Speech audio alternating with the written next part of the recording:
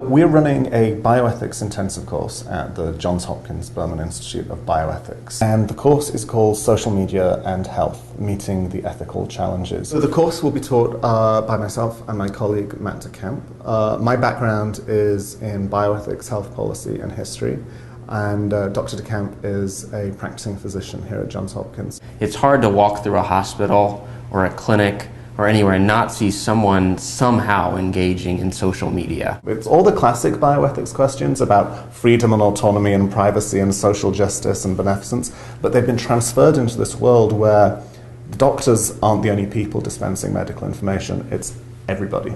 One area of particular interest to me is how social media technologies might either worsen or mitigate existing health disparities, in part because we know that access to these technologies is uneven. The question of who has the cultural capital, the education, or the time, or the contacts to use social media in ways that positively impact their health. My colleague Matt DeCamp has published some really interesting research recently about medical institutions, colleges and hospitals who've produced social media guidelines for their physicians.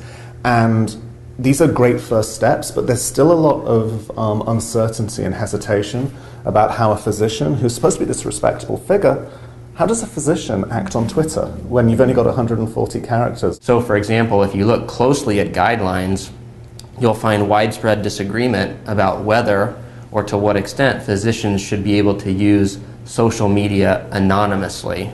In other words, not identifying themselves on social media. There's actually quite a bit of disagreement as to whether that should be permitted or not. The next issue that we'll look at is the increasing use of social media tech in human subjects research. For a long time now, actually, 4 or 5 years, clinical research organizations and hospitals and researchers have been using social media to recruit research subjects. But we're also increasingly finding that social media is being used to conduct human subjects research as well. We're going to talk about public health and social media, looking particularly at the use of social media for public health surveillance and public health messaging. Perhaps the most important thing is that we hope to give you a sort of a sense or a skill set that will allow you to think through those ethical problems. Some of them can't be solved overnight, but the aim of the course really is to give participants the skills they need to meet those challenges head on, to think them through, and with their colleagues and partners to go back and to think about ways that they can meet those challenges. Because if you want to realize the potential of social media in healthcare, which I truly believe is great, you really have to be addressing the ethical issues in an open and positive way, and that's what we hope this course will help people do.